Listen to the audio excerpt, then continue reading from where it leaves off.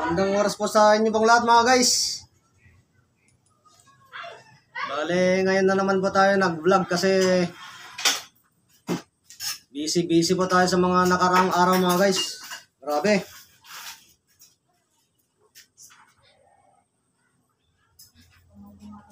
Happy New Year po sa inyo pong lahat.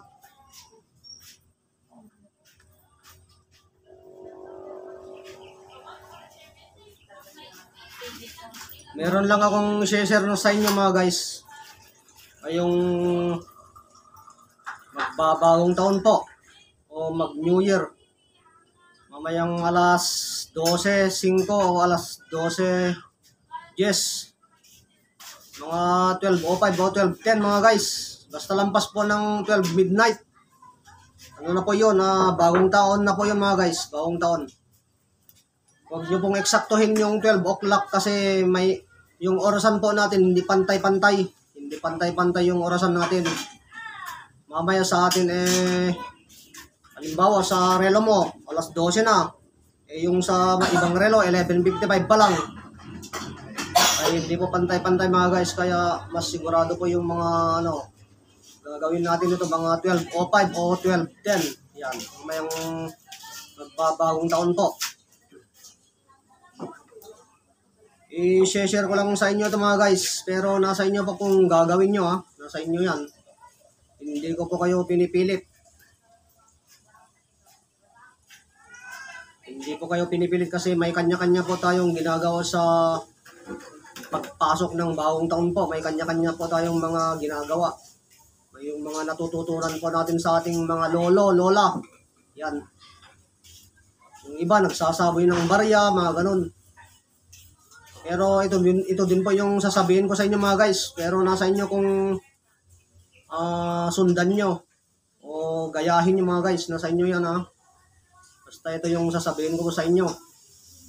Pagpasok ng alas 12 ng bagong taon, yun mamaya mga guys. Kasi magbabagong taon na po mamaya, alas 12. Ang unang-una nyong gagawin mga guys,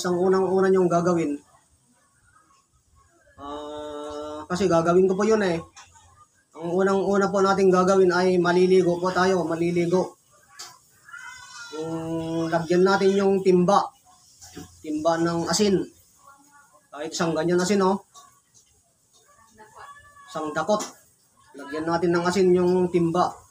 Tapos magbukod tayo ng timba na walang asin. Doon muna tayo mag-shampoo, maliligo, ganun.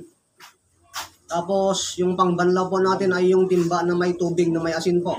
Yung malakas yung asin. Tapos, hindi na po tayo magbabanlaw. Huwag na po tayo magbabanlaw. Number 1 yun mga guys. Maliligo po tayo. Mamayang alas 12 ng hating gabi. Pagpasok po ng bagong taon. Pagkatapos po nating maligo mga guys, magpalit po tayo lahat ng magpalit. Lahat ng damit natin, palitan natin. Nasa inyo po kung ano po yung isuot ninyo. Nasa inyo po. Kung ano po yung isusuot ninyong mga damit. Pwedeng pantalon, pwedeng t-shirt, pwedeng long sleeve. Kung ano po yung favorite nyo mga guys, susuot. Pagkatapos ng magpalit mga guys, pagkatapos po magpalit,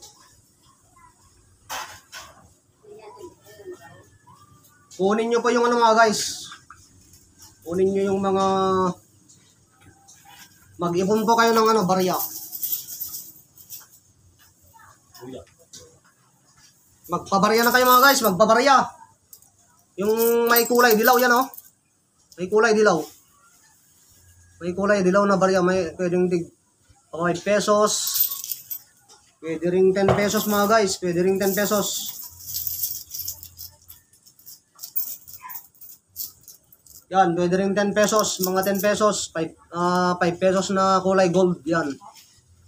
Pwede rin piso. Paghalo-haluin nyo nun mga guys.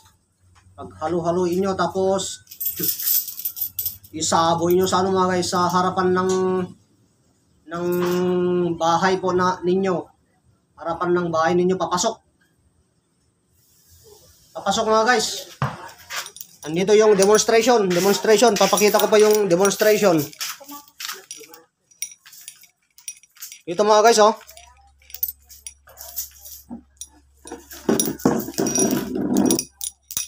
Yan mga guys, halimbawa ito po yung indoor natin, yung pintuan natin. Bale, dito po tayo pepesto mga guys. Dito tayo pepesto. Yan. Tapos, dito tayo pepesto mga guys. Sasaboy natin yung pera, ganyan, yung mga coins. Sasaboy natin, papasok. Papasok mga guys, papasok. Huwag palabas ha, papasok. Papasok mga guys, papasok.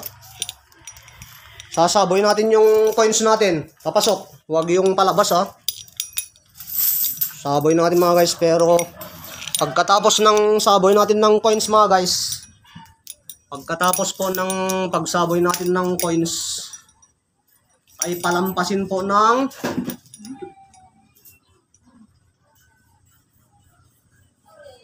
wag munang mga guys, wag nyo po munang ipapulot. Wag po munang ipapulot yung coins. Saka na lang po pulutin kinaumagahan mga guys. Mag-umpisa ng alas 6. Alas 6. Saka na lang po pulutin yung kahit sinong magpulot po doon. Pwedeng kapatid, pwedeng palampasin po ng mga guys ng alas 6. Kinabukasan po kinabukasan po ang magpupulot ng barya, mga alas 6 po. Ang magpupulot po pwedeng nanay, kapatid, lolo, lola, tito, tita, anak. Wag po tayo mga guys, wag po tayo.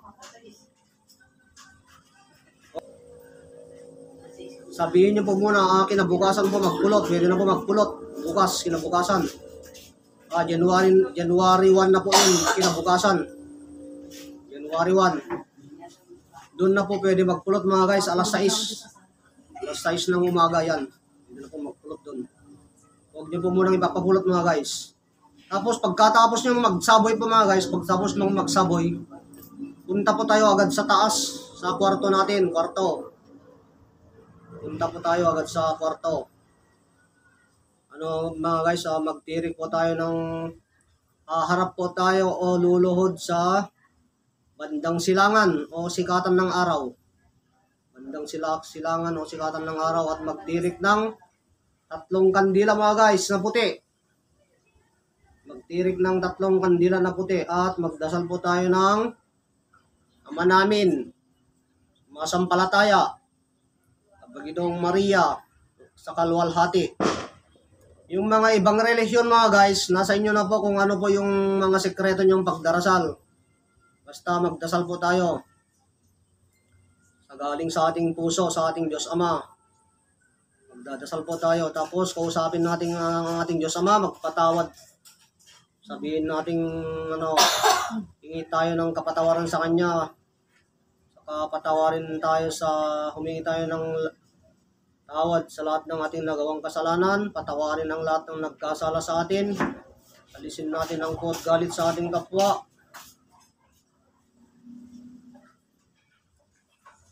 Patawarin ang lahat ng nagkasala sa atin. Tapos, magpasalamat tayo sa ating Diyos Ama. Umiling, magpasalamat. Okay mga guys. Tapos, kapag meron kayong mga guys, alkansya, alugin po ninyo, alugin. Pagsapit ng pagkatapos nyo magdasal mga guys, alugin ninyo, alugin lahat, alkansya. Yung alkansya nyo mga guys, alugin nyo po. Pagpasok ng bagong taon o pagkatapos nyo magdasal. Yan. Tapos, kung nasa inyo po yan mga guys, kung gagawin nyo po hindi ko po kayo pinipilit. Basta yun lang po yung aking sasabihin. Yun po yung aking gagawin. Lahat ng umaalog na mga gamit natin, halimbawa may mga tayo, salsagan umaalog, yan alugin po natin mga guys. Alugin natin para papasok yung swerte. Magiging pampaswerte yon yung umaalog na salsagan o kahit anong buto na umaalog. Kahit anong buto na umaalog, alugin po ninyo mga guys. Basta umaalog, alugin po ninyo. Kung meron kayong insenso at kamangyan, mag-insenso kayo mga guys. Mag-insenso po tayo. Mag-insenso. Mag-insenso po tayo sa loob ng bahay at sa labas. Tapos, pagkatapos nyo mga guys, pagkatapos ng magdasal, mag-insenso, ayun mga guys, happy na po. Bahala na po kayong ano po yung mga happy o happenings na gagawin po nyo sa mga mahal nyo po sa buhay. Mga paghahanda, yan, mga pagkain. Kainan na po, ganun. May mga video kayo dyan, kantahan na, ganun. Okay mga guys yun lamang po yung i-share ko ngayong bagong taon mga guys Kapag gagawin niyo po yun mga guys,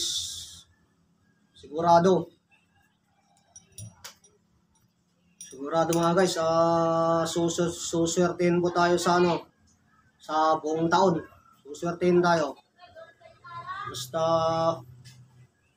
nananalig tayo sa ating Diyos Ama, nananampalataya at naniniwala at sa kanyang bugtong na anak na si Hesus Kristong Panginoon mga guys. Yan. Tapos kung meron tayong mga biyaya, magbigay din tayo konti mga guys. Pero nasa inyo yan mga guys, mga sikreto nyo kung ano yung mga dapat nyong gawin. Okay mga guys, yun lamang po mga guys 2024 na mga guys, bagong taon na po.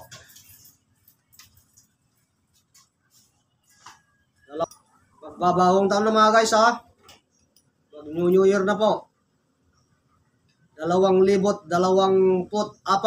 na taon na po mga guys. 2024 na taon na. 2024 na mga guys. Okay mga guys, yun lang po yung aking sasabihin mga guys Nasa inyo po kung gagawin nyo po o hindi. Nasa inyo na po yan. Ang ano lang po yung advice ko sa inyo. Pang-alis ng negative o kamalasan. Yan. Sa ating buhay. Okay mga guys, maraming salamat po sa inyong lahat mga guys. Lahat ng nag-subscribe sa akin, sumusuporta sa aking YouTube channel. Mga nagla-like, nagsusubscribe, nag-share. Balang araw mga guys, may matatanggap kayong biyaya sa akin. Kapag pagkakaloban na po ako ng ating Diyos Ama. Kung hindi maubos-ubos na biyaya. Okay mga guys, maraming salamat po sa laging sumusuporta sa aking YouTube channel. God bless you all po mga guys. Happy New Year to all. God bless you always in your family. Happy New Year po sa inyo pong lahat mga guys. God bless you all po.